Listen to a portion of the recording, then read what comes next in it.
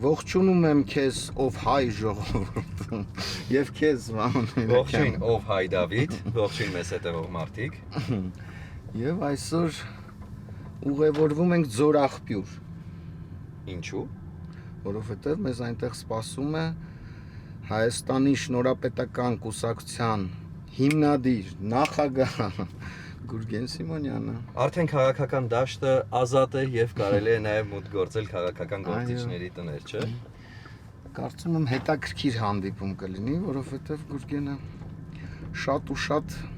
հետաքրքիր մտքեր հայտնեց նախընտրական քարոզարշավի ժամանակ։ Հետևել ես, բրավո։ Գնանք բացահայտելու։ Սիրով։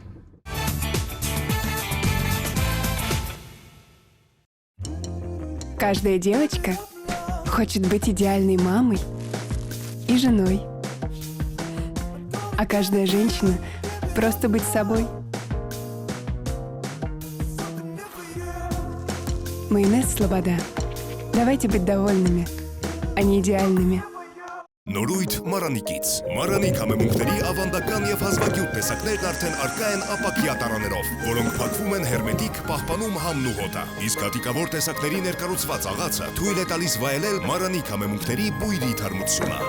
Ընտրյալ հատիկ, համի գաղտնիք, Մարանիկ։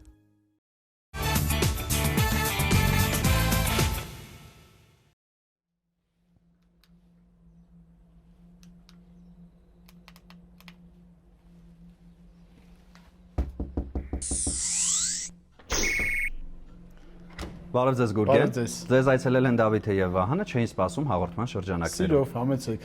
Մենք կհամենանք, բայց մինչ այդ ուզում եմ հասկանալ ինչու ձեր զանգերը չեն աշխատում, երկուսն էլ իդեպ։ Մենք հայտնվել ենք միջնադարում։ Այն է։ Այն է, որ Հայաստանի զարգացած էլեկտրական ցանցերը մեզ 2 օր է զրկել են հոսանքից։ Ահա, Եվ ամբողջ հասկացա։ համայնքը չունի։ Հասկացա։ Համեցեք։ Բայց մենք այսօր կկարողանանք, չէ՞, նկարահանում Իհարկե, իրականացնել, իհարկե։ կարծում եմ դա մեզ չի խանգարի։ Այո։ Գուրգեն, կարելի է հնչեցնել, թե որտեղ են գտնվում։ Մենք գտնվում ենք Զորախպյուր գյուղում։ Սա Զորախպյուր գյուղն է, դաչաները չեն, ամառանոցները չեն, այլ գյուղում ենք, մենք 2004 թվականից այստեղ ենք բնակվում, Երևանից տեղափոխվեցինք եւ գոհ ենք։ Գոհ եք, ամեն բան լավ է, ենթակառուցվածքները կան, մշտական ջուր, լույս, գազ, ամեն ինչ կա։ Դուք հումոր եք անում լույսի պահով։ Դե հա։ Այստեղ ամեն ինչ նորմալ է, իհարկե տրանսպորտը է աշխատում, բայց ցանկալի կլինի մեքենա ունենալ։ Հասկացա։ Տրանսպորտը մի փոքր կաղում է։ Այո։ Երևի թե կանցնեն տարիներ եւ երբ մի այլ կուսակցություն կլինի իշխանության, այստեղ նաեւ կլուծվի տրանսպորտի հարցը, չէ՞, կարծում եմ։ Ամեն առաջնայինը կլուծվի հոսանքի հարցը։ Շատ լավ։ Գնանք ներս, սկսենք մեր բացահայտումները, խնդրում եմ ուղեկցեք մեզ։ Ասացիք արդեն 20 տարի է այստեղ եք ապրում։ Այո, ավել։ Բայց ամեն դեպքում ձեզ համարում եք Երևանցի, թե Ձորախպյուրեցի։ Չէ, ես պապական Երևանցի եմ, իմ պապերը եւ տատերը Երևանում են ծնվել, բայց Զորախպյուրը հարազատ միջավայր է, որտեվ մորական կողմից մորս կողմից իր հայրը, պապս Զորախպյուրից է, այսպես ասած։ Իրենք պապական Զորախպյուրից են եղել, թեպետ եւ ինքը ծնվել է Երևանում։ Այնպես որ ես ինձ համարում եմ պապական Երևանցի, արմատներով Գարթմանցի, որտեվ հորս հորական կողմն էլ Գարթմանից է, մի քիչ խառն է, էլի։ Դեռ կխոսենք այդ ամենի մասին, հիմա խնդրում եմ մեզ ուղեկցեք եւ ասեք ուր ենք գնում։ Սա մեր միջանցքն է, այստեղ մի փոքր գրադարան ունենք մենք, աշխատասենյակ է։ Տարիներ շարունակ իմ տատիկը, բժշկուհի Ռիմա Շաբոյանը, նյարդաբան, այստեղ հիվանդներ են ընդունել, հիմա հայրս է երբեմն երբ որ գալիս դիմում են ընդունում է, որտեվ բոլորը գիտեն արդեն որ բժիշկ է, դիմում են երբեմն։ Այստեղ մեր Չէ, մինչ այդտեղ գնալը ահագին բան կա բացահայտելու, ես կարծում եմ պետք է ականատեսը լինենք։ Այստեղ ավտոտնակ ունենք մենք։ Բա մեքենան ինչու էր դրսում կանգնած։ Հորս մեքենան է այստեղ կանգնած, այո։ Հասկացա։ Լույս չունենք, թե չէ լույսը կվառեին։ Զարգացած էլեկտրացանցերը իրենց նանում են։ Սա սանհանգույցն է։ Չունեք չէ որևէ լողավազան կամ շոքեբախ։ Ուրեմն չենք նկարահանի։ Շատ լավ։ Ինչ եք կարդում։ Հիմնականում մասնագիտական գրականություն եմ կարդում, դեռ այդ շռայլությունը չունեմ գեղարվեստականներ անցնելու, բայց այդտեղ մեծ մասամբ գեղարվեստական գրքեր են։ Ես վերևը իմ աշխատասենյակում ունեմ բազմաթիվ հատորներ մասնագիտական գրականության, առայժմ դրանք եմ ընթերցում, որովհետև նաև քաղաքականության մեջ, կուսակցությունության մեջ դրանք են կարևոր, բայց այստեղ աշխարհի բոլոր ստեղծագործողների, հանրահռչակ ստեղծագործողների լավագույն աշխատանքները կան։ Դյումա կա Շեքսպիր եւ այլն, եւ հայ ստեղծագործողներ ունենք։ Մի խոսքով Մեծամասնությամբ տեսնում եմ, որ ռուսական գրականություն է, ով է ձեր տանը ավելի շատ ռուս գրականություն ուսումնասիրում։ Պապիկս, տատիկս էին կարդում եւ հայրս, մայրս էլ այն ժամանակ դե սովետական միության ժամանակ սա են կարողացել գտնել եւ անկեղծ լինենք, մասնագիտական գրականությունն էլ մեծ մասը ռուսերեն է, հայերեն թարգմանությունները կամ լավ որակով չեն կամ քիչ են, կամ եթե այս վերջերս արդեն քանի որ անգլերենը վարժվել է ինձ մոտ, անգլերենն եմ գնում արդեն գրքեր։ Հրաշալի է, ընտիր ձեռք բերում։ Գնանք առաջ։ Համեցեք։ Գնում ենք դեպի հյուրասենյակ, ասացիք։ Այո։ Շատ լավ։ Սա մեր հյուրասենյակն է։ Դե մուտքներս բարյավ։ Համեցեք։ Օ, հյուրասենյակ չէ, կարելի ասել նույնիսկ պատկերասրահ է այստեղ։ Բարև ձեզ։ Բարև ձեզ, բարև ձեզ։ Ձեզ նույնպես այցելել են Դավիթը եւ Վահանը, չէին սպասում։ Իմ ծնողներն են, մայրս է, հայրս է։ Ահա։ Ինչպես է տրամադրությունը, ինչպես է օրը, ինչպես է սկսվել, շատ լուսավոր է ամենակարևորը։ Հիանալի։ Հայրս բժիշկ է, մայրս ինժեներ է, այդպես։ Եվ բոլորս նեղսրտում ենք, որ 2 օր է լույս չունենք։ Բժշկության ո՞ր ոլորտն է ձերը, պարոն Սիմոնյան։ Մանկաբուժությունը Օ, շատ կարևոր գործ։ եւ վերակենդանացման ոլորտն է եղել ժամանակին։ Հասկացա։ Շատ կարևոր է մանկաբուժությունը եւ հատկապես երեխաների առողջությունը մեզ համար առաջնային է իհարկե։ Սկսենք բացահայտել նկարները։ Այվազովսկի եմ ես տեսնում այնտեղ։ Բայց կրկնօրինակն է։ Ահա։ Տաղանդավոր նկարիչ, այստեղ էլ ոնց որ կա իր ինիցիալները Մոսո։ Տաղանդավոր նկարիչ է, որ կարողանում է նկարել ժամանակակից։ Այո, ժամանակակից է, ես եթե չեմ սխալվում, կլինի մի 15 տարի առաջվա գործ է, չէ՞ սա։ Այդպես երիտասարդ անձնավորություն է, որ կարողանում է լավ նկարել։ Այստեղ իմ գործերից կա։ Մինչ ձեր գործերի մասին խոսելը, ես ծնողներին մի քանի հարց ունեմ, եթե իհարկե դեմ չեք։ Գուրգենը զբաղվում էր գիտությամբ, բայց ինչ որ պահից սկսած մոտ 2 տարի որոշեց զբաղվել քաղաքականությամբ։ Չեմ հավատում, լույսերը տվեցին։ Հրաշալի էր։ Ինչպես եղավ ձեր արձագանքը եւ ինչպիսին էր արձագանքը, որ Գուրգենը որոշում է մտնել մեծ քաղաքականություն եւ արդեն լուրջ հայտեր է ներկայացնում։ Մենք մի պահ երևի թե պետք է անջատենք հեռուստացույցը։ Իհարկե աշխարհի առաջնության խաղերն են։ Ֆուտբոլի վրա ոնց լույսերը գնացել էր, այտենց էլ Խերով եք տղաներ, Վահանը եւ Դավիթը շատ խերով են։ Լույսերը տվեցին։ Շատ շնորհակալություն։ Դե մենք ասեցինք մուտքներս բարյավ, բայց մայրիկին հարցը կիսատ մնաց, պատասխանը չլսեցինք։ Ես պետք է պատասխանեմ Սկզբում մայրիկին, հետո հայրիկին։ Քանի որ Գուրգենը բնական է ծնողի համար առաջին հերթին պետք է երեխայի մի խոսքով անվտանգությունը ինձ երբևիցե չի հետաքրքրել եւ միշտ ցանկացած գործում ես դիմում եմ ասուն, որը որ բարին է, թող դա էլ կատարվի, հավանաբար սա էլ բարին է։ Շատ բարի է սա։ Սա էլ կատարվեց։ Ես չգիտեմ, չեմ երազել անկեղծ ասած։ Ահա։ Միշտ մտածել եմ, որ կարևորը մանրամասնի։ Որ դուք զբաղվեք քաղաքականությամբ։ Քաղաքականությամբ զբաղվի, ինչ որ, չգիտեմ, պաշտոններ գրավի։ Ինձ համար կարևորը որ խաղաղ լինի ամեն ինչ եւ իմ երեխաները առողջ լինեն եւ բոլոր երեխաները առողջ լինեն։ Շատ բարի, ձեր դիրքորոշումը պարզ է, իսկ հայրիկը ինչպես է արձագանքել այդ ամենին։ Դե երբ մտնում էր քաղաքականություն Գուրգենը, ինքը արդեն կազմակերպված հասուն անձնավորություն էր, գիտնական։ Ես պատրաստ էի սատարել միայն։ Նրա որոշումը քննադատության ենթակա չի, շատ ճիշտ եւ ժամանակին որոշում էր։ Շնորհակալություն ծավալուն եւ ընդհանրացնող պատասխանի համար։ Հիմա շարունակենք Գուրգեն։ Ինչու կանդրադառնանք դեռ նկարներին, ինչու շնորհապետական։ Ես վստահ եմ այս հարցը ձեզ շատ են տվել, բայց մենք էլ չառանձնանանք։ Դե ես ուզում եի տարբերվող մի անվանում լինի, որը նաեւ գաղափարախոսության բանը կլիներ, վերնագիրը, կոպիտ ասած, եւ շնորհապետությունը դա հայերեն մերիտոկրատիա բառի համարժեքն է։ Այսինքն մերիտոկրատիա, եթե թարգմանում ենք, մերիտոս լատիներեն նշանակում է արժանի, կրատես հունարեն նշանակում է իշխանություն, արժանիների իշխանություն։ Եվ այդ մերիտոկրատիա հասկացությունը պլատոնյան հասկացությունն է Պլատոնից, երբ ժամանակին Հունաստանում խոհափիլիսոփական միտքը տոգորված էր մի հանգամանքի շուրջ, թե ով պետք է ի վերջո կառավարի։ Այդ դիլեմայի շուրջ միջև այսօր այդ դիլեման կա, չէ, ով պետք է ի վերջո կառավարի։ Եվ ժամանակի ուսումնասիրությունները նաև հետո արդեն լուսավորության դարաշրջանում Ժան-Ժակ Ռուսոն, Լոքը, Մոնտեսքյոն եկան պլատոնականությանը հաստատելու, որ ի վերջո լավագույնները պետք է կառավարեն,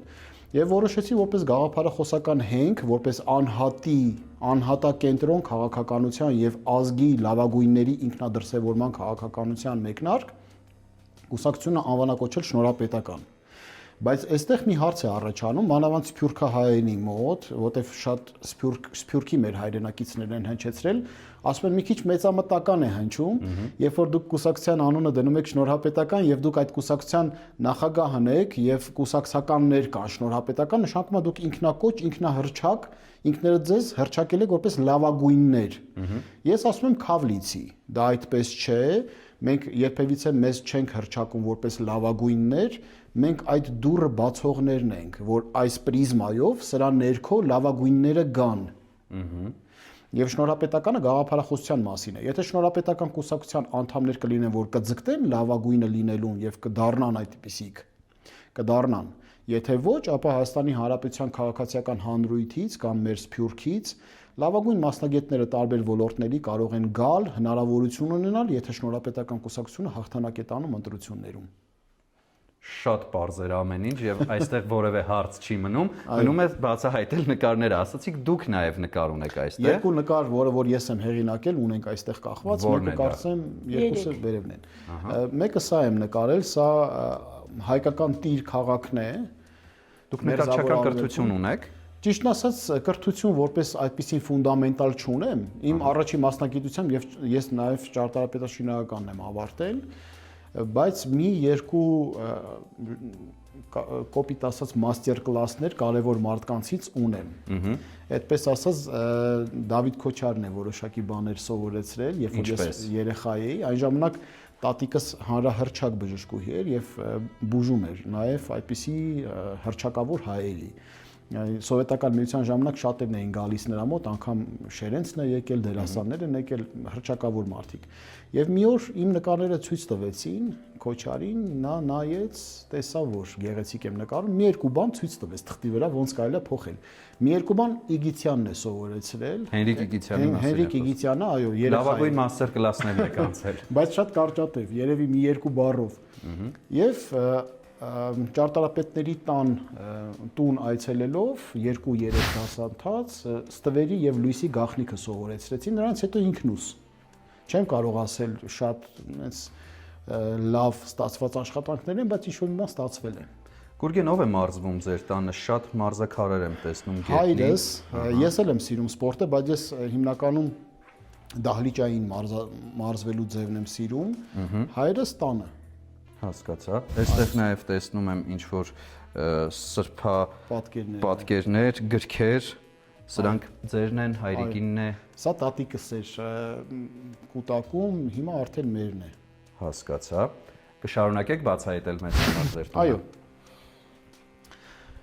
Հաջորդ նկարներին անդրադառնանք։ Եթե չեմ սխալվում, այս նկարը պետքա որ լինի 18-րդ դարի Կատալոնիան, Իսպանիան։ Այո։ Սա գնել ենք վերնիսաժից, էլի տատիկս էլ գնել էս նկարը, այս մի նկարը Արտեմիսի նկարն է, ընկերս է նվիրել, սա մի շատ լավ բարեկամուհի ունենք, արվեստագետ Գրետա Սահակյանը, նկարչուհի իր ստեղծագործությունն է, Վենետիկը։ Այս նկարը, եթե չեմ սխալվում, Կլոդ Մոնեի ռեպրոդուկցիան է։ Գուրգեն, որպես մարդ, ով հայտ է ներկայացրել ապագայում լինելու երկրի ղեկավար, ինձ որպես մշակույթի գործիչ հետաքրքրում է, ինչպիսին է ձեր տեսլականը մշակույթի նկատմամբ։ Մշակույթի վերաբերյալ մի շատ գեղեցիկ ասույթ կա, որ ինձ համար դարձել է դրոշակ։ Մշակույթը դա մոխիրներին խոնարհվելու մասին չի։ Մշակույթը դա կրակի փոխանցման մասին է։ Հիմա ենթադրենք մենք շատ ենք կարդում, թե ինչպիսին են եղել հայերը։ Ինչեր են ստեղծել հայերը։ Մենք գնում ենք եկեղեցիներ, նայում ենք միջնադարյան եւ անտիկ շրջանի կառույցներ, խաչքարներ, նայում ենք գոբելեններ, կերպարվեստ, բայց պետք է հասկանանք, թե ինչքանով մենք այսօր ապրողներս կապ ունենք այդ կրող այդ մշակույթը կրող հայերի հետ։ Եվ եթե այսօրվա ապրող հայերը այդ ուսումը, այդ կրթությունը, այդ փեշակը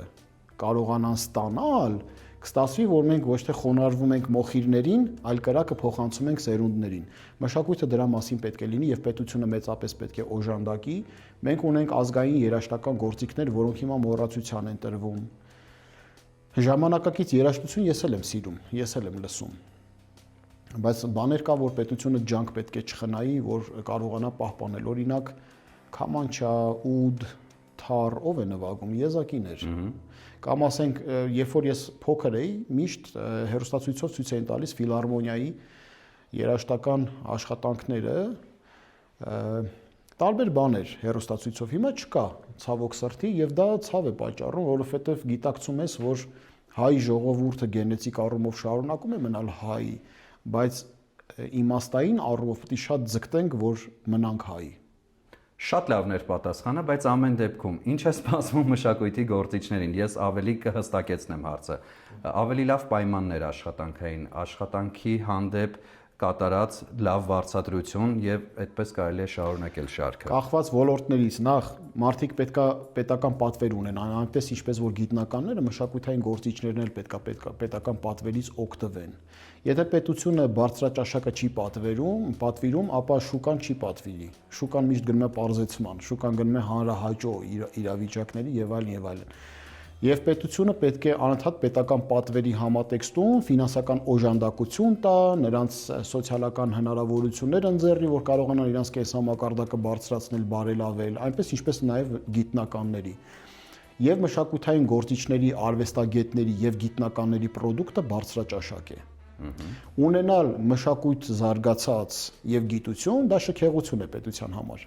Հետևաբար պետությունը պետք է վճարունակ լինի եւ կարողանա դրանից օգտվել։ Թե չէ, եթե պետությունը ձեռքը քաշեց, իրավիճակը մնաց հանրային տիրույթում եւ մշակույթին եւ գիտությանը սպառնում է վախճան։ Ցավոք սրտի այդպես է, որովհետեւ հիմա փափուկ հմտությունները, ֆունդամենտալ հմտությունների տեղը շարունակաբար զբաղեցնում են եւ դա մեծ խնդրեմ է առաջացնում արժեքավոր պրոդուկտ ստանալու համար։ Իսկ մշակույթը բարձրաճաշակ եւ արժեքավոր պրոդուկտի շարքին է դասում, այնպես ինչպես գիտությունը։ Գուրգեն, ձեր մասին, երբ ցանկանում եք ինչ-որ տեղեկություններ գտնել համացանցում, անդադար ինձ հանդիպում էր այն փաստը, որ դուք գիտնական եք եւ զբաղվել եք գիտությամբ, շարունակում եք հիմա գիտությամբ, դասավանդում եք, ձեր ինչին էր պետք քաղաքականությունը։ Ես ճիշտ ասած անցյալ տարի դադարեցրեցի գիտությամբ դասավանդելու գործընթացը, որտեղ ֆիզիկապես չէր ստացվում։ Ցավոք սրտի բացահայտեցի մի բան, որ Հայաստանի Հանրապետության ներքաղաքական դաշտը դատարկ է։ Ձևավորված է մի համակարգ, որից այն կողմ ընտրություն մենք չունենք որպես քաղաքականություն։ Եվ կամ պետքա ռիսկի դիմես, նկատի ունենալով նաև հանրահռչակ լինելու հանգամանքը ինչ-որ չափով, եւ նախաձեռնես առողջ քաղաքական ուժ, քաղաքական գործընթացներում ծավալվելու համար, որ այլընտրանք կարողանաս ունենալ, կամ պետք է ուղղակի հուսահատված վիճակում համակերպվես այն ինչ որ կա, եթե չես էլ կարողանում համակերպվես, արտագաղթես։ Ես չեմ ուզում արտագաղթել, ես իմ ճակատագիրը կապում եմ Հայաստանի Հանրապետության հետ եւ կարծում եմ հայ ժողովուրդը այնքան տաղանդ ունի, որ կարողանա զարգացած, կայուն, ուժեղ պետություն ունենա, դրա համար ուղղակի առողջ քաղաքական ուժերի մուտք գործելը քաղաքական դաշտ շատ կարեւոր է։ Իհարկե դա նաեւ վտանգավոր է եւ դա նաեւ դժվարին ուղի է, բայց ինչ որ մեկը պետք է դա աներ, թե ոչ։ Դուք որոշեցիք այդ ծանր բեռը վերցնել ձեզ վրա։ Ինչ որ մի մասը ինձ վրա, բայց ես ակնկալում եմ, որ ելի մաքուր ուժեր կգան կհայտնվեն։ Սերնդափոխություն պետք է, թե ոչ։ Մշտապես պետք է սերնդափոխություն, որպեսզի ամեն բան դառնա նորովի եւ ժամանակին համընթաց։ Գուրգեն, դուք ամուսնացած չեք, չէ՞։ Դեռ ոչ։ Դեռ ոչ։ Եվ այստեղ ես միանգամից նկատեցի ծնողների բարի ժպիտը ու սահուն անցում ենք անում այնտեղ։ Ձեր տանը մշտապես կա այդ խոսակցությունը, որ Գուրգեն, դե բավական է, հերիք է, ամուսնացիր, թորնիկ ենք ուզում։ Երազում ենք։ Երազում եք։ Շատ ենք ուզում, տղաներ, Դավիթ ջան, Վահան ջան։ Բայց գիտեք, սիստեմատիկ ասել նույն բանը, ինձ թվում է կլինի բայց շատ ենք երազում իհարկե։ Ցանկացած ծնող կերազի թորնիկ ունենալ, տեսնել թորնիկներին։ Հարգելի գեղեցկուհիներ, իդեպ ասեմ, որ չէին սպասում հաղորդումը բավականին մեծ փորձ ունի չամուսնացած մարդկանց ամուսնացնելու, այնպես որ հարգելի գեղեցկուհիներ, Գուրգեն Սիմոնյանի սիրտը ազատ է, ինչպես հասկանում ենք, չէ՞, ճիշտ ենք, չէ՞, հասկանում։ Գուրգեն Սիմոնյանի սիրտը ազատ է եւ միգուցե մենք հենց այս պահին գտնվում ենք ապագա ղեկավարի տանը, այնպես որ դուք ունեք բացառիկ հնարավորություն նրա կողակիցը դառնալու, այնուհետև առաջին տիկինը։ Խնդրեմ Գուրգեն, մենք այսքանը կարող ենք անել ձեզ համար ամուսնացնելու հետ կապված, հարգելի ծնողներ, սրանից ավելին չենք կարողանալու անել, բայց ինչու չեք ամուսնացել, ինչն է պատճառը, որովհետև զբաղմունքի առանձնահատկությունը, նախ սկսենք այնտեղից, որ թե գիտությունը, թե քաղաքականությունը զուտ ֆիզիկապես ժամանակի դեֆիցիտ է առաջացնում, երկրորդն էլ ինչ որ մի բան կա ճակատագրի հետ կապված, երբ որ դու դեռ պետք է հանդիպես այդ անհատականությանը, որի տեսիլը ապագայի նկատմամբ եւ ներկայի նկատմամբ գոնե ինչ որ չափով համընկնի։ Սա թե բախտի հանգամանք կա, թե ժամանակի հանգամանք կա, որը չեմ կարծում, որ երկար կձգվի։ բծախնդիր եք ամեն դեպքում։ Չի ասի, բայց առաջին հերթին որոնում ես, որ փնտրես քեզ հասկացող մարդ։ Որտեվ եթե շատ դժվար է լինում ապագան պլանավորել, եթե կողակիցդ նույն ուղղությամբ գոնե չի նայում։ Բայց եթե կողակիցդ կիսում է քո արժե համակարգը, քո հայացքները եւ պատրաստ է սատարել, ապա ամեն ինչ հավանականություն մեծ է, որ կստացվի։ Տանը ովքեր են բնակվում, դուք եւ ծնողները։ Այո։ Քույր, եղբայր դուք չունեք։ Եղբայր ունեմ, բայց մեզ հետ չէ, նա արտերկրում է հիմա, այդպես։ Հյուրերը ովքեր են լինում ձեր։ Մեծ մասամբ իմ ընկերները, հորս ընկերները, մեր բարեկամները, հարևանները, ինչու ոչ։ Լավ են հարաբերությունները Բոլորի հարևանների հետ, Չնայած դե 20 տարի անցել է, կարծում եմ պետք է լավ Ջերմ, երբևիցե այս ամբողջ փողոցի վրա որևէ հարևանի հետ որևէ խնդիր չենք ունեցել։ Կուսակիցները շատ են ձեր։ Եվ կուսակցության Բավական է անդամները։ չափ, մենք անգամ ունենք համակուսակից համախոհ ընկերներ հարևանների շրջանում, դե բնական է։ Եվ կուսակցականները արդեն 1 տարի է մեր քաղաքական ուժը կա, մենք արդեն մոտենում ենք 1000 հոգու շուտով կմոտենանք, կես հաստատ անցել ենք։ Հասկացա։ Գուրգեն, ցանկանում եմ տեղեկացնել, որ հաղորդումը եթերում է լինելու Կիրակի օրը ժամը 12-ից սկսած չէին սպասում KTM կայքում, որտեղ տեղադրված են մեր բոլոր հաղորդումները, ինչպես նաև մեզ կարող եք հետևել մեր Facebook-յան, Instagram-յան, TikTok-յան, Telegram-յան եւ YouTube-յան պաշտոնական հարթակներում, ինչպես նաև Կենտրոն հեռուստաընկերությամբ։ Մի փոքր մեր մասին, ինչ որ շատ հայտնի ֆիլմից դրվագներ են աչքիս առաջ գալիս, երբ այս ժամացույցը սկսում է զնգալ, իսկ այս պահին մեր ծրագրում կլինի կարճատև գովազդային դադար, որից հետո կվերադառնանք, կշարունակենք մեր բացահայտումները։ Շատ լավ։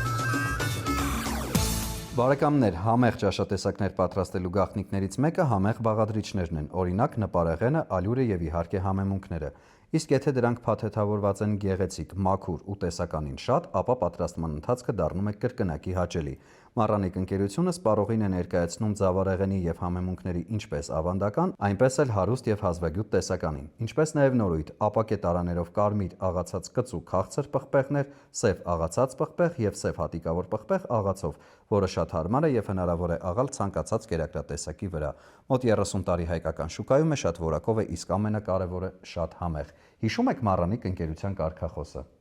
Այո։ Դե հնչեցրեք, խնդրում եմ։ Ընտրյալ հատիկ, համի Համի գաղտնիք, գաղտնիք, մառանիկ։ մառանիկ։ Ամեն բան շատ ճիշտ է, սիրով նվիրում ենք։ Շատ շնորհակալ ենք։ Սլաբադան ռուսական լավագույն սնունդ արտադրողներից է, որն իր արտադրանքի համար ընտրում է միայն թարմ եւ բնական բաղադրիչներ։ Սլաբադա կեչուպները շատ համեղ են եւ կարող են համադրվել ցանկացած ուտեստի հետ։ Համ, որն արթնացնում է ախորժակ։ Սլաբադա բուսայուղերն ունեն հաճելի համ եւ բույր։ Տապակելիս չեն փոխում սննդի համը, օգտակար են ինչպես տաք, այնպես էլ սառը օգտագործման դեպքում։ Ըստ Ռոսկաչեստվո 20 թվականի հետազոտության արդյունքների, Սլաբադա արևածաղկի ձեթը ստացել է 5 աստղ եւ մուտք գործել բարձր կարգի ձեթերի կատեգորիա։ Շատ որակով ապրանքանիշ է, խորհուրդ եմ տալիս միշտ օգտվել։ Սիրով նվիրում ենք։ Շատ շնորհակալ ենք, շատ օգտվել ենք եւ միշտ կօգտվենք։ Շնորհակալություն եւ ձեզ եւ ձեր հովանավորներին։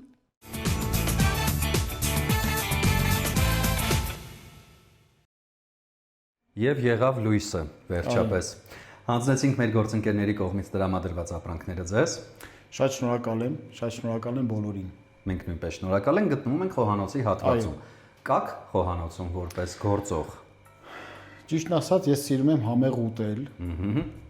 Համեղ պատրաստելու առումով շատ եզակի բաներ կա, որ կարող եմ, օրինակ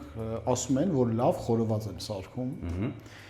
Կարող եմ պոմիդորով, լոլիկով ձվածեղ սարքել, գուցե եւ տապակած կարտոֆիլ, բայց շատ հարուստ ճաշացանկ չունեմ։ Հասկացա։ Քանի որ գտնվում ենք խոհանոցում, կարող ենք արծարծել ներքին խոհանոցին վերաբերող հարցեր։ Մեզ անհրաժեշտ է այդքան շատ կուսակցություն մեր այս փոքրիկ երկրում։ Միանշանակ ոչ, դա աղետ է, քաղաքական առումով ուղղակի աղետ։ Որտեվ քաղաքական կուսակցությունը դա քաղաքական համակարգ է, այնպես ինչպես որ պետությունը։ Նախ բիզնեսի կարգավիճակ ունեցող կուսակցություններ չակերտավոր բիզնեսի չպետք է լինեն։ Նկատի ունեմ կան ուժեր, որոնք որ ընտրությունների ժամանակ մեր ծառայություններ կարող են վաճառել կամ օգտագործվել կամ չգիտեմ ինչ լինել։ Դա արժեք է այնպես ինչպես որ պետությունը։ Պետք է լինի 4-5 լավ, ենթադրեք ասում ենք հայ ենք, հայավարի թող լինի 10 կուսակցություն, բայց ոչ 100 եւ ավելի։ Ես վստահ եմ, որ եթե յուրաքանչյուր կուսակցության ղեկավարի հետ զրուցենք, նա կառանձնացնի ենթադրենք 9 կուսակցություն եւ 10-րդը կլինի նա։ Վստահաբար դուք նույնպես այդպես կվարվեք։ Ինչպես ընտրել լավագույն 10 կուսակցությունները։ Օբյեկտիվ նկատառումներ էլ կան։ Եթե դու քաղաքական ուժ ես հայտարարել, որ քաղաքական ուժի ղեկավար ես եւ այլն, դու պետք է հասկանաս նախ քո սատարման աստիճանը ինչքան է։ Իսկ սատարման աստիճանը երևում է համապետական ընտրություններում։ Եթե քաղաքական ուժը համապետական ընտրություններին չի մասնակցում կամ համապետական ընտրություններին մասնակցում է եւ չի կարողանում հաղթահարել 1%-ի շեմը, նշանակում է պետք է ինքը անկեղծ լինի առաջին հերթին ինքն իր նկատմամբ։ Դուք հաղթահարել եք, չէ՞։ Մենք 2% շեմն էինք հաղթահարել, դա պետության կողմից կարգավիճակ ունեցող շեմ է։ Եվ Հայաստանի Շնորհապետական կուսակցությունը համապետական ընտրությունների հիման վրա Հայաստանի 6 խոշորագույն ուժերից մեկն է, օբյեկտիվորեն։ Հասկացա։ Սա պետք է նաև մարդիկ, որ ասում են իրենք մեծ դիրքավորումներ ունեն, պետք է նաև փաստեր ներկայացնեն եւ օբյեկտիվ հիմքեր ներկայացնեն։ Մենք ունենք այդ օբյեկտիվ հիմքերը եւ ընդ որում տեսեք, խնդրում եմ ուշադրություն դարձրեք, որ մենք 1 տարեկան քաղաքական ուժ ենք եւ արդեն 6-րդ հորիզոնականում ենք պետության կողմից ճանաչված շեմ հաղթահարած, 2%-ի շեմը հաղթահարած։ Բա պատկերացնում եք, եթե մենք լինենք ել ավելի կայացած ուժ եւ բազմաթիվ պրոյեկտներ իրականացրած եւ մեր ծրագրերը ինչ որ չափով տեսանելի դարձած։ Վստահ եմ մենք կտեսնենք մոտ ապագայում, դուք ունեք նաև բակային հատված, մենք ուզում ենք լուսաբանել նաև այդ հատվածը։ Ու նկատում եմ, որ ձեր խոսքում դուք անդադար նշում եք շնորհապետական կուսակցությունը ասում է այսինչ բանը կամ անում է այնինչ բանը։ Ի վերջո, ով է շնորհապետական կուսակցության այդ ասողը եւ անողը։ Դա միայն դուք եք, թե կա համակարգ։ Կա համակարգ, շնորհապետական կուսակցությունը միայն շնորհապետական կուսակցության նախագահը չի, այլ նաև քաղխորհուրդն է, նաև աստիճանակարգային մյուս կառույցները, մենք ունենք նաև բարևարկության եւ անաչառության հանձնաժողով, որը էթիկայի հարցերով է զբաղվում եւ բարևարկության հարցերով է զբաղվում։ Մենք ունենք նաև կուսակցության տարանջատված մարմիններ եւ ստորաբաժանումներ, ունենք մարզային կառույցներ եւ այլ եւ այլ։ Այսինքն շնորհապետական կուսակցությունը համակարգ է, որի անունից հանդես գալու իրավունք ունի կուսակցության նախագահը եւ քաղաքական խորհուրդը, գործադիր մարմինը։ Հասկացա։ Բակային հատվածի գործերով ով է զբաղվում ավելի շատ, հատկապես բույսերի մշակմամբ։ Այգեպանը, բայց նաև հայրիկս եւ ես որոշ չափով բան ենք ամ տեսեք, այն կատվի ձագերը որ կան, նրանք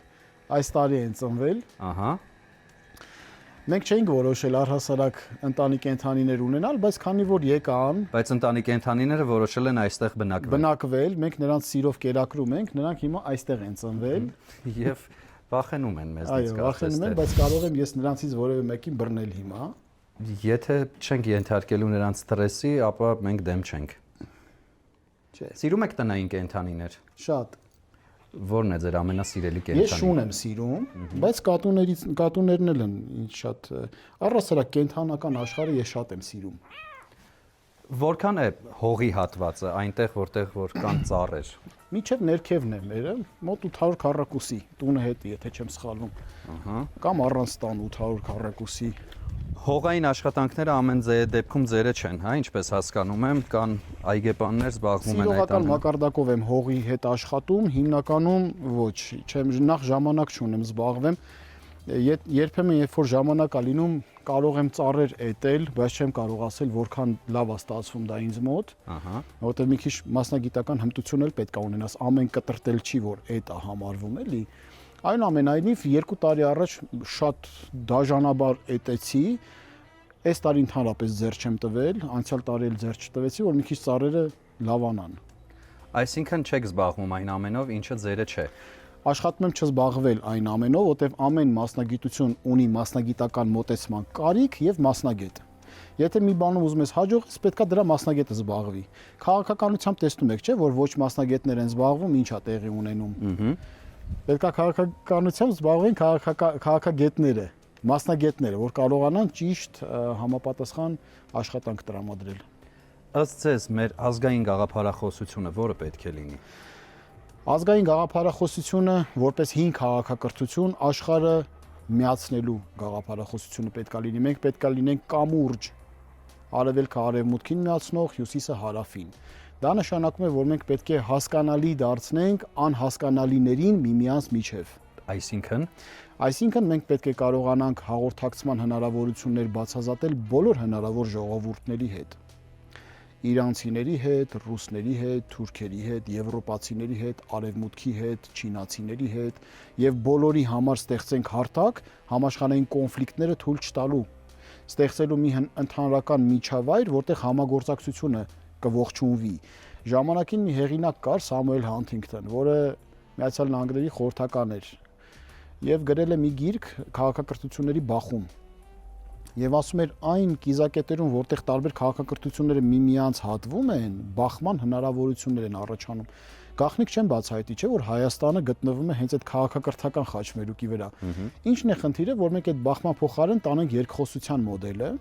Իհարկե մենք արևմտյան արժե համակարգի քաղաքակրթություն ենք, որտեղ նաև էլի գաղտնիք չեմ բացահայտի, որ արևմտյան քաղաքակրթությունը ծագել է հայկական լեռնաշղթայից, լեռնաշխարհից։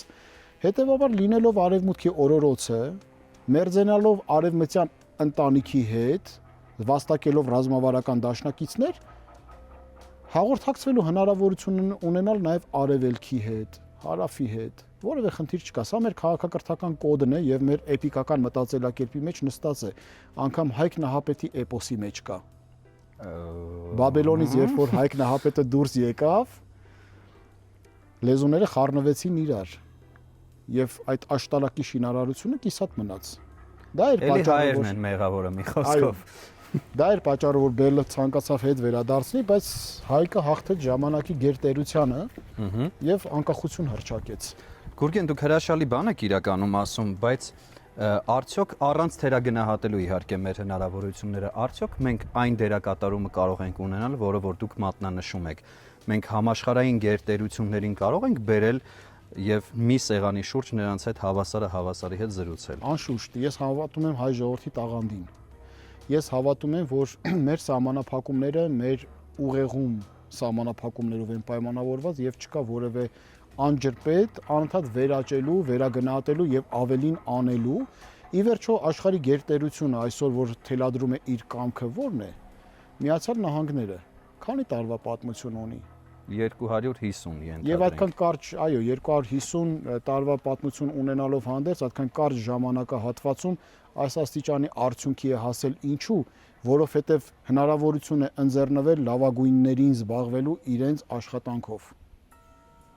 Սա է բանաձևը։ Հնարավորություն տուր տարբեր աշխատանքներում լավագույնները ինքնադրսևորվեն։ Եվ դու արդյունքը սպասեցնել երկար ժամանակ չի տա։ Մենք կարողանում ենք լեզու գտնել, ընդ որում տեսեք թե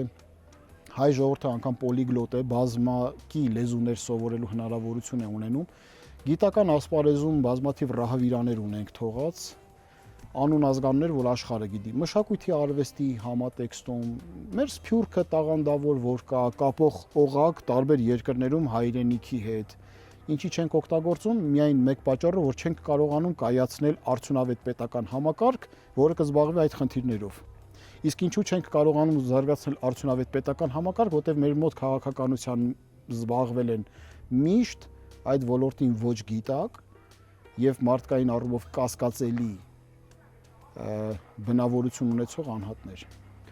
Գուրգեն, եթե դեմ չեք, մենք մի պահ դադարեցնենք նկարահանումը եւ գնանք արդեն երկրորդ հարկը բացահայտելու։ Շնորհակալություն։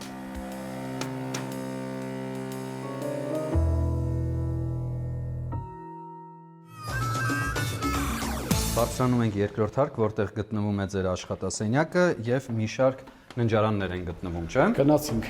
Գնացինք։ Գուրգեն, իհարկե շատ հեշտ է թվում գալ որևէ պաշտոնում, դառնալ ղեկավար եւ բոլոր բացերը լրացնել։ Բայց իրականում փորձը ցույց է տալիս, որ մարդիկ գալիս են, դառնում են ղեկավար ու պարզվում է, որ կան մի շարք պարտականություններ, որոնք նրանք պարտավոր են իրականացնել։ Անշուշտ։ Հիմա դուք ձեզ լիարժեք պատկերացնում եք ղեկավար պաշտոնում։ Ոչ մի բանի մեջ լիարժեք հնարավոր չի պատկերացնել, միջև չես լինում։ Բայց ես այն բնավորությունը ունեմ, որ եթե ինչ որ միտեղ կասկածների չափաբաժինը ահռելի է լինում, ես այդ տիրույթ չեմ մտնում։ Գրեթե վստահ եմ եւ ճանապարհային քարտեզը ունեմ, թե ոնց կարելի է հանգուցալուծել ամենակնճռոտ հարցերը եւ հաջողության բերել պետությունը։ Մենք հակաճգնաժամային ռազմավարություն ունենք եւ աշխատել ենք դրա շուրջ։ Որն է ձեր աշխատասենյակը։ Համեցեք։ Գրքաշատը։ Այո։ Ինչ եք կարդում ձեր մասնագիտության մեջ, բազմաթիվ, այստեղ կան եւ իրավական գրքեր, եւ քաղաքագիտական, եւ հոգեբանություն, եւ ռազմարվեստ, եւ ինֆորմացիայի եւ տեղեկատվության անբարման հմտություններ, բառարաններ, հանրագիտարաններ, ամեն ինչ, ինչ որ գիտնականին ու որը ուսումնասիրում է ազգային շահերը, ահա, ես ունեմ։ Բայց դուք ռոմանտիկ եք նաև, որովհետև կարդում եք սիրելու արվեստը, ահա, խնդրեմ։ Այո, բայց դա ռոմանտիզմի մասին չի, Էրիխ Ֆրոմը սիրելու արվեստը հոգեբանական աշխատանք է։ Սիրելու արվեստը գիրքը հոգեբանության կարևոր հանգամանք է, որ Էրիխ Ֆրոմը ուսումնասիրել է, ընդ որում, բայց ես չեմ հերքում, որ ես ռոմանտիկ եմ, այս առումով, որտեղ ռոմանտիկ անհատները ավելի լավին միտված գործունեություն կարան բան անեն, որպես կանոն ես համարում եմ շատ մեծ պրագմատիզմը հոռետեսությունն է թաքնված։ Այն մարդիկ, ովքեր որ ասում են իրենք պրագմատիկ են, թաքցնում են հոռետեսություն։ Որտեվ պրագմատիկ լինել լիարժեք, ոնց ես հասկանում, ճիշտ ես հաշվարկել, թե չէ։ Որտեվ էլի բախվում է քո սուբյեկտիվ հնարավորություններին եւ քո սուբյեկտիվ ակնկալիքներին։ Իսկ որպես այդպեսին ռոմանտիկ անհատները գուցե եւ անհնարին ինչ-որ մի բանի հավատան, գնան եւ փորձեն անեն ու ստացվի։ Որպես կանոն ստացվում է լա։ Օրվա մեծ մասը այստեղ եք անցկացնում, ինչպես հասկանում եմ։ Ոչ տանը գտնվելու օրվա մեծ մասը, այո։ Կարելի է տեսնել ինչ կա ձեր աշխատասենյակում։ Համեցեք, այո։ Քարտեզ կա, մի քանի կապի հնարավորություններ, տետրներ կան եւ այցեքարտերի բաներ կան։ Ես մեկատեցի, որ դուք ամբողջ ընթացքում ձեր հեռախոսները հենց այստեղ էլ թողել էիք։ Կարիքը չունեք, կախված չեք համացանցից, անընդհատ նյութեր գտնել, հետևել իրադարձություններին։ Ամենակարևորը, որ մենք բոլորս նկատել էինք, որ մենք չունեինք լույս։ Ահա, հետևաբար չկար նաև լիցքավորում հեռախոսների մեջ։ Հետևաբար չկար նաև կապի հնարավորություն, որտեղ ես չգիտեմ ոնց են կազմակերպել։ Բայց Vivace-ը, թիմը եւ Ucom-ը ավտոնոմ սնուցման կայաններ ասես չունենան։ Հոսանքազրկվում է ամբողջ թաղամասը, կապը կորում է։ Շատ հետաքրքիր է դա։ Ձեր հետ էլ մի քիչ բողոքենք, էլի։ Հա, բողոքեք իհարկե, եթե իդեպ խոսք ունեք ասելու, հենց հիմա կարող եք տեսախցիկին նայելով։ Իմ խոսքը արդեն 2024 թվականից ի վեր միտված է ժողովրդին եւ ես միշտ խնդրել եմ սիրելի ժողովրդին, որ հավասարարժեք ընտրություն եկեք կատարենք։ Եկեք դուրս գանք այս ճահիճի մեջից։ Եկեք դուրս գանք այս շրջապտույտի մեջից, որը որևէ լավ տեղ չի տանում։ Մենք տեսնում ենք, որ համակարգը մնում է նույնը, անուն ազգանունները փոխվում են համակարգի շրջանում, եւ մենք անընդհատ կանգնում ենք կոտրած տաշտակի առաջ, ստանում ենք այն, ինչ որ տեսել ենք 88 թվականից ի վեր։ Ժամանակն է նոր մարդկանց շուրջ համախմբվելու, ժամանակն է ազգային ուժերի շուրջ համախմբվելու։ Ընդ որում մի կարևոր հանգամանք էլ կուզենամ շեշտել սիրելի հայրենակիցներին, որ սովորաբար ամենաշատը թիրախավորվում են այն անհատները եւ բոլոր ուղություններից եւ փորձում են կապել այդ անհատներին բոլոր ուղություններին միայն այն պարագայում, եթե նրանք իրենցից վտանգ են ներկայացնում։ Ստացվում է, որ ռեալ ուժերին են թիրախավորում։ Սա էլ իգիտություն։ Բայց դուք ձեր խոսքում նշեցիք, որ ժամանակն է նոր մարդկանց շուրջ համախմբվելու, մինչդեռ չասացիք ժամանակն է նոր համակարգ ստեղծելու եւ այդ համակարգի շուրջ համախմբվելու։ Անշուշտ նոր մարդիկ նոր համակարգերի ճարտարապետներն են։ Ահա։ Հին մարդկանց շրջանակում նոր համակարգ ակնկալելը միամտություն է։ Նոր մարդիկ, ընդ որում ստեղ ուշադրություն պետք է դարձնենք, նոր մարդիկ, որոնք կապված չեն հին մարդկանց հետ։ Որտեղ միայն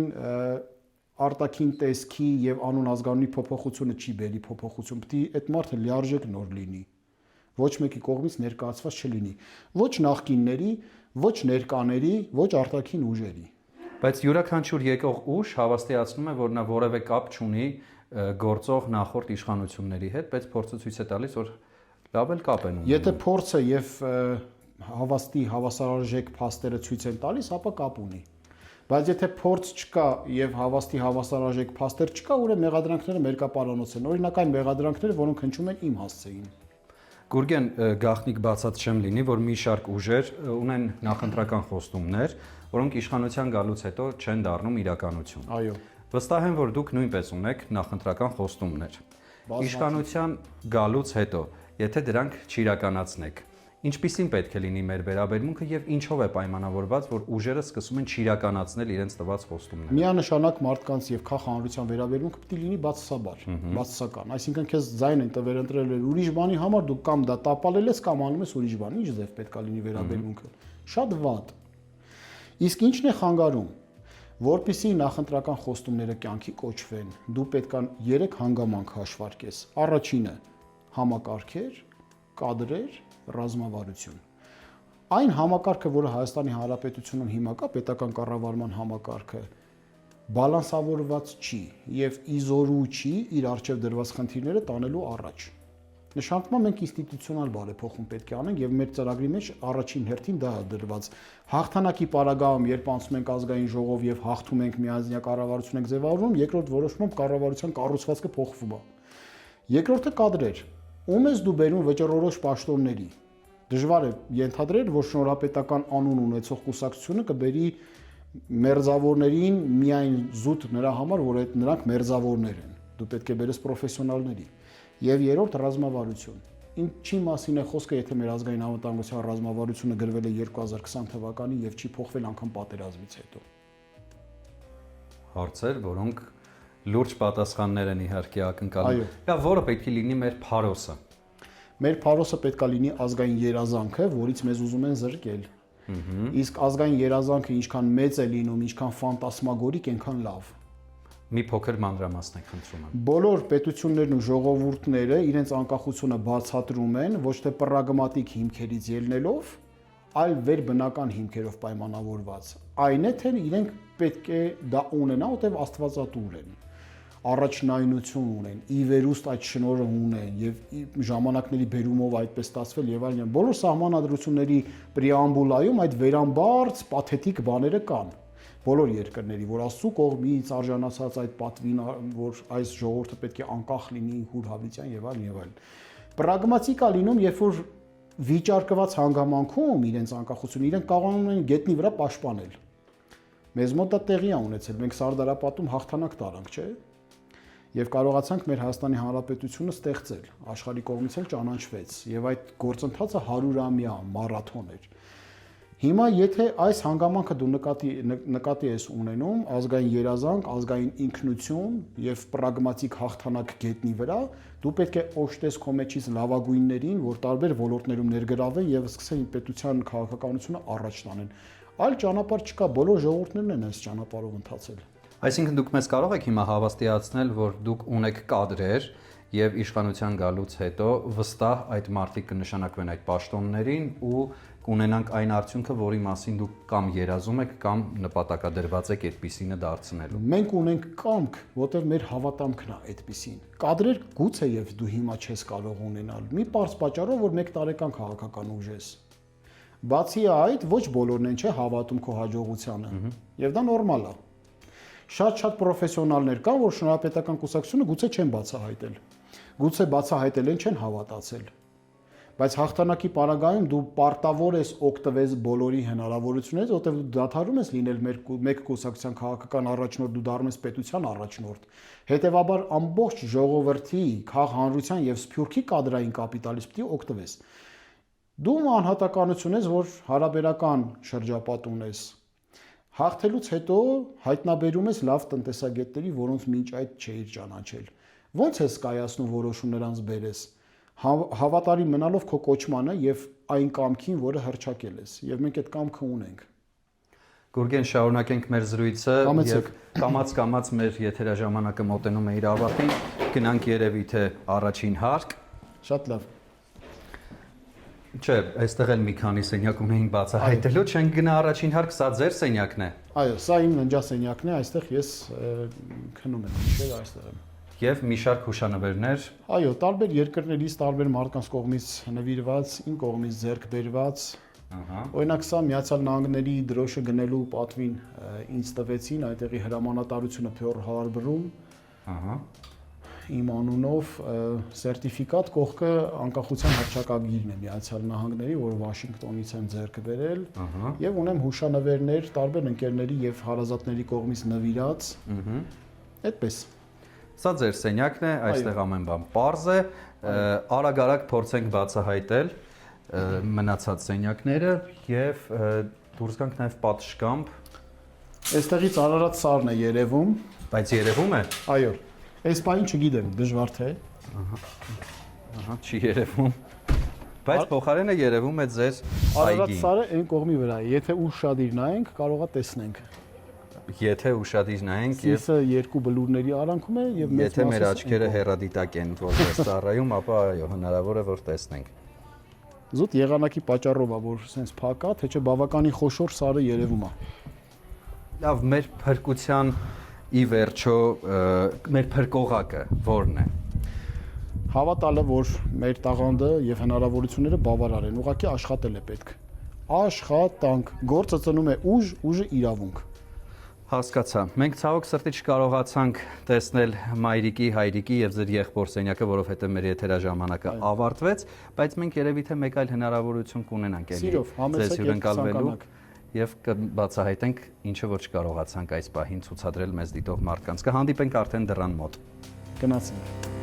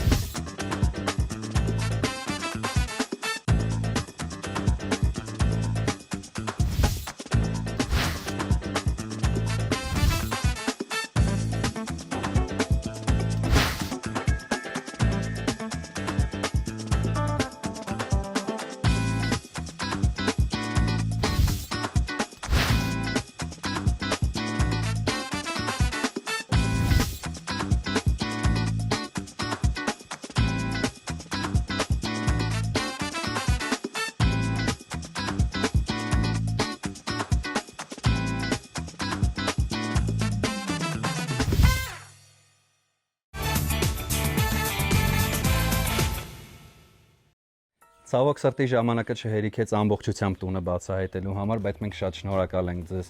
ջերմ սրտով ընդունելու համար եւ իհարկե բացահայտումների։ Համեցեք։ Մենք էլ ենք շնորհակալ Դավիթ ջան, Վահան ջան։ Շատ շնորհակալություն, ձեզ մաղթում եմ օրվա լավ շարունակություն, Ձեզ լավ նույնպես։ հաջողություն։ Լավ եղեք, հաջողություն։ Տեսություն։ Տեսություն։ Բարև ձեզ։ Բարև ձեզ։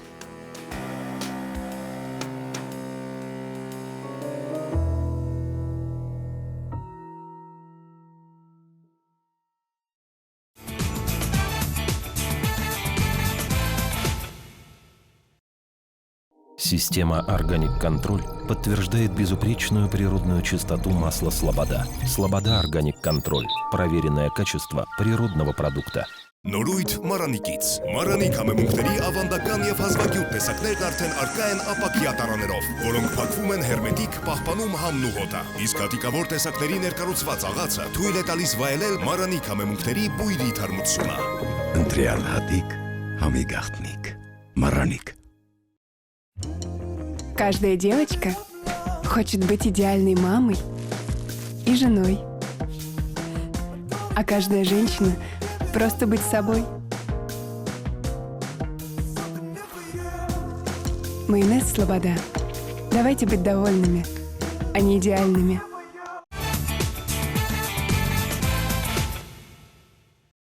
Մեր պատկերացումները արդարացան Դավիթ, որովհետև հետաքրքիր մտքեր շարունակվեց արտահայտվել նաև մեր հաղորդման շրջանակներում եւ ամենահետաքրքիր փաստը, որի մասին ուզում եմ խոսել, դա ներդաշնակությունն ու համաձայնությունն էր տանը տիրող։ Յուրաքանչյուրը զբաղվում էր իր գործով ու ամեն ինչ շատ ճիշտ դասակարգված էր տանը։ Եվ այնքան հետաքրքիր էր զրույցը, որ նույնիսկ մի քանի սենյակ չհասցրեցինք բացահայտել։ Ես համաձայն եմ, ներողություն։ Շնորհակալություն Գուրգեն Սիմոնյանին, հայրիկին, մայրիկին, ըստ Վահանն էր Միրաքյան։ Եվ ինչպես միշտ Դավիթը Վարդանյան։ Մնացեք խաղաղություն։ Հաջողություն, չմոռանաք բաժանորդագրվել մեր YouTube ալիքին ու սեղմել զանգակի կոճակը։